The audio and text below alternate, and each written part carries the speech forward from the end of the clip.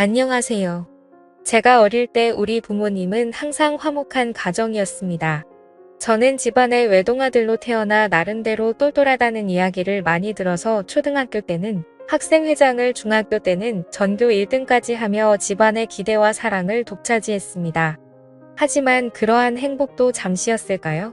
학원을 마치고 아버지를 만나 집에 돌아오던 도중 술에 취한 운전자가 차를 몰고 저를 향해 돌진하였는데 저는 굳어버리고 말았고 아버지가 저를 밀쳐내다가 발을 다쳐서 제대로 못 쓰게 되셨습니다. 저희 아버지 취미가 절인 3종 경기였습니다. 그토록 건강하고 활발하셨던 아버지는 그날부로 한쪽 발을 제대로 못 쓰게 되셨고 제가 알기로는 허리와 하반신까지 장애가 생긴 걸로 알려져 있습니다. 거기다 엎친 데 덮친 격으로 사고를 낸 운전자가 홀로 사는 가난한 사람이다 보니 아버지 사고에 대한 보상금을 전혀 받을 수 없었고 운전자는 그대로 감옥에 들어갔습니다. 그렇게 집안의 가장이던 아버지가 일을 못하기 시작하자 집은 점점 빚의 수령에 빠져들었고 아버지는 그런 와중에도 어쩔 수 없이 뭐라도 하겠다며 일을 하러 다니셨습니다. 장애인이 되고 나서 다니던 회사를 그만두고 아버지는 수액을 맞아가면서 일하시던 아버지를 보고 엄마의 히스테리가 점점 심해지더니 결국 엄마도 쪼들려가는 가정 사정 때문에 밖으로 나가 돈을 벌기 시작했습니다. 저도 더 이상 옛날처럼 공부를 위해 학원을 마음 편히 다닐 수가 없게 되어서 집에서 혼자서 공부를 하고 살았었지요. 그때를 생각하면 가장 기억에 남았던 건 화장실이었습니다. 저희가 이사간 새로 들어간 집은 화장실이 없었습니다. 큰 볼일을 봐야 할 때는 항상 1층 집으로 내려가서 화장실을 가야 했고 작은 볼일은 요강이나 페트병에 볼일을 보고 아침에 버리고 했을 정도로 저희 집 사정은 한순간에 정말 빈약해졌었죠.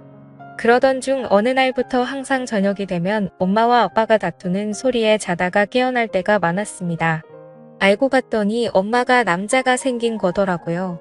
아빠의 하반신 장애로 인해 부부관계가 불가능하자 외로워서 그랬다는 이유로 바람을 피웠고 엄마는 이제 가난도 지긋지긋해서 못 버티겠다면서 저희를 버리고 집을 나갔습니다.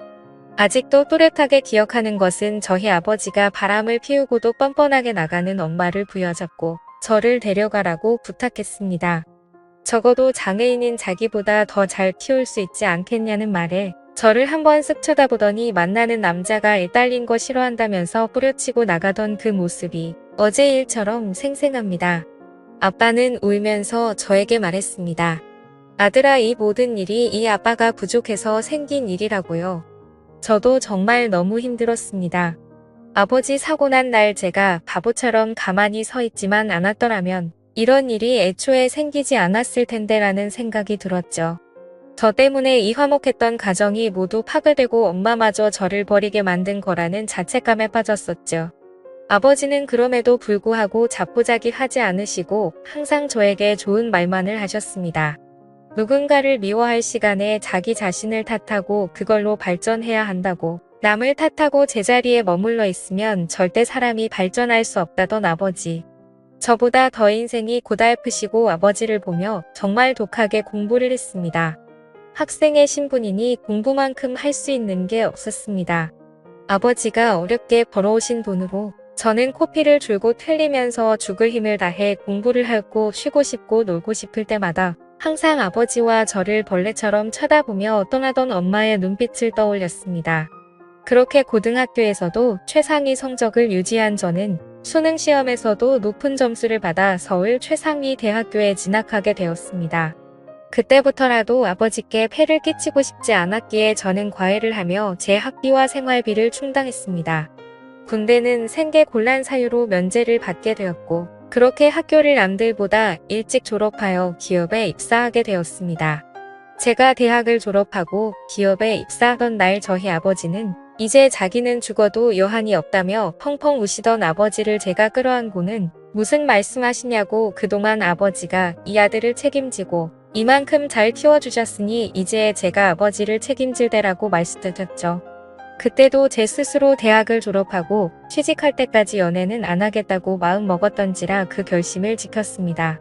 그렇게 기업에 입사 이후 저도 이제는 여자들에게 관심을 가지게 되었고 아버지도 이제 대기업에도 취직하고 했으니 여자들도 좀 만나고 결혼도 해서 손자라도 안겨달라며 웃으면서 말하시더군요. 그때부터는 저도 삶의 여유를 가지고 일을 하며 누군가를 만나기 시작했습니다. 정말 공부에 집중할 때도 제가 원하지 않아도 여성들이 다가와 호감을 표현했습니다. 제 입으로 말하기 쑥스럽지만 나름 인기가 있었던 것 같네요. 아무튼 이런 영향 때문인지 취직하고 나서 만났던 여자들은 저를 사랑한다 했지만 제 아버지의 존재를 알게 되면 거리를 두게 되고 그러다 몇 번의 헤어짐으로 이어지게 되자 아버지는 혼자서 자책을 하시며 저에게 자신 혼자 살아가면 된다며 우리 아들 앞길 막을 생각이 없다고 제발 이제 독립하라고 하더군요. 제가 사람인 이상 어떻게 그럴 수가 있겠습니까? 그렇게 시간은 금방 흘러 제 나이가 30이 넘어갈 무렵 나름대로 회사에서 인정도 받고 돈도 모으게 되어서 20평대의 아파트에 들어가게 되었고 생활이 안정이 좀 될 무렵 지금의 아내를 만나게 되었습니다. 아내는 회사 동료의 소개로 만나게 된 여자였습니다. 그저 그런 지방대학 출신인데 집에는 돈이 좀 있는 여자였죠. 저를 처음 만나던 날 캐딜락 차를 몰고 나온 게 아직도 기억이 나네요. 하는 일도 없지만 차는 외제차 비싼 차를 몰 정도로 부를 과시하던 그녀. 첫눈에 제가 자기 이상형이라며 만난 지 일주일 만에 적극적인 그녀의 대시에 사귀게 되었고 한 달째가 되어서는 결혼 이야기를 하더군요. 막 자기한테 장가오라면서 농담과 진담을 섞어서 했습니다. 제가 걸렸던 건 아내의 씀씀이었습니다. 있는 집 외동딸이라 그런지 제 기준에는 돈을 너무 함부로 쓰는 성향이 강했거든요. 그러면서 저에게 더욱 적극적으로 다가오는 그녀에게 저도 넘어가게 되었습니다. 아내 집에 처음으로 인사드리러 간 날 장모가 저를 곱지 않은 눈으로 쳐다보더군요. 자기 집이 어떤 집인데 하면서요. 하지만 아내가 외동딸이라 그런 건지 장인이든 장모든 꼼짝을 못하는 듯 했습니다. 결국 아내의 투정에 마지못해 결혼을 허락하셨고 아내는 바로 저희 아버지 문제를 말하더군요. 남편 아버지께서 거동이 좀 불편하시긴 한데 그렇다고 혼자서 아예 못 움직이시지는 않으셔서 괜찮다고 말이죠. 그때 당시에는 처가에서 별로 신경을 안 쓰시는 건지 별 다른 말이 없으셨고 장인어른은 신혼집도 마련해주고 아버지의 일자리도 마련해드리겠다고 했습니다. 이후 아버지께도 조심스럽게 이야기를 드리니 이제 성인 아들이랑 사는 거 지겨웠다며 제발 나가라고 하시던 아버지.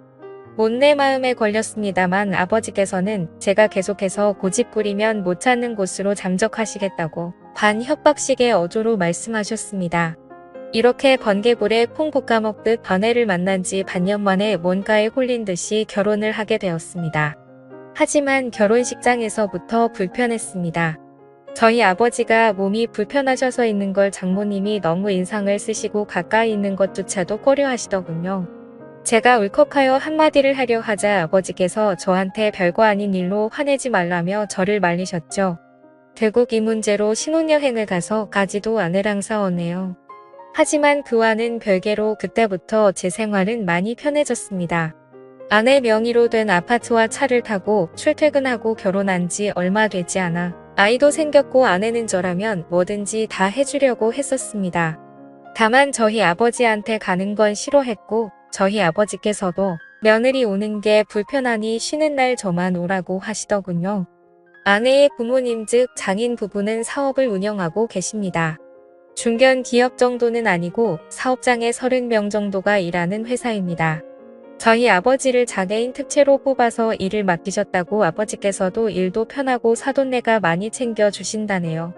그런 생활이 익숙해갈 무렵 제 아내는 점점 변해가더군요. 조그마한 일에도 화를 내고 제가 다툼이 싫어 대화를 피하고 조심하기 시작하니 그때부터 트집을 잡아 성질을 내더군요. 그러다 말다툼이 일어나 싸우게 되면 제가 화가 나서 집 밖으로 나가려고 하면 집키랑 차키랑 돈이랑 싹 다 모두 내놓고 나가라고 합니다. 무슨 소리냐니까 주변 한번 둘러봐보라고. 여기에 네 거 하나라도 있냐고. 집도 내 집이고 차도 내 차고 돈도 니네 아버지랑 너 먹여 살린다고 쓴 돈이 얼만데. 다 내놓고 나가라고 소리치더라고요. 그러면서 이죽거리며 하는 말이 가관이었습니다. 네 주제에 지금 어딜 간다고? 그냥 내 밑에서 내가 시키는 대로 따르라고 하더군요. 자기한테 이렇게 함부로 대하면 곤란할 거라며 협박하던 아내의 이유를 알고 보니 결국 바람이 난 거였습니다. 자기 말에 쩔쩔매는 저에게 남성의 매력을 못 느끼고 바람을 폈던 거죠. 조용히 알고 보니 남자를 무려 1명도 아니고 2명도 아니고 3명을 만나고 있더군요. 그 사실을 알게 되고 나서 아내에게는 아무것도 모르는 척 행동하면서 이혼을 결심했고 장인 회사에 찾아갔다가 저는 더욱 충격적인 장면을 목격하고 말았습니다. 장모가 저희 아버지에게 소리를 지르는 것도 모자라 뺨을 때리는 것이었어요. 그러면서 일을 이따위로밖에 못하냐며 머리 검은 짐승을 기어코 거두었더니 역시나 어쩌고 저쩌고 하더군요. 그 자리에서 제가 너무 화가 나 바로 달려가서 장모의 손을 잡고 밀쳤더니 땅바닥에 넘어져 엉덩이 뼈에 금이 갔다고 하더라고요. 그런 장모를 내팽겨치고 아버지를 모시고 데리고 나와 어떻게 된 일이냐며 물었더니 자신이 잘못한 일이라며 말을 아끼던 아버지. 그 뒤에 회사 직원들에게 물어보고 알아보니 장모는 저희 아버지가 밤늦도록 일을 해도 장애인이라고 무시하고 멸시하다가 급기야 손찌검까지 그랬다네요. 저는 아버지를 보며 울면서 왜 여태껏 저한테 말하지 않으셨냐고 했더니 자기로 인해 제 인생이 더 나빠지는 걸 원치 않으셨답니다. 그 말씀을 하시던 아버지 말에 저는 정말 너무나도 죄송스러웠습니다. 아버지는 혹시나 자신이 이런 일을 당한다고 알리면 제가 장모에게 대들 것 같았고 제 결혼 생활이 파탄이 날까봐 걱정해서 그런 말도 못하고 모든 게 그저 아들한테는 좋다고 하신 거였죠. 저는 그것도 모르고 아버지 생각한다고 참고 그 더러운 아내와의 결혼 생활을 견디고 살았으니 두 부자가 한 집안에 놀아난 거였습니다. 결국 분노에 찬 저는 이혼 소송과 아내의 3명의 남자들에게 상간남, 위자료 소송을 청구했고 장모를 장애인 학대죄로 고소했습니다. 그래서 지금은 저에게 합의금과 위자료를 받아 아버지와 둘이서 살게 되었네요. 지금 돌이켜 생각해보면 저희 부자 인생에 있어서 여자랑은 참 운이 지지리도 없나 봅니다. 지금까지 제 사연을 읽어주셔서 감사드립니다.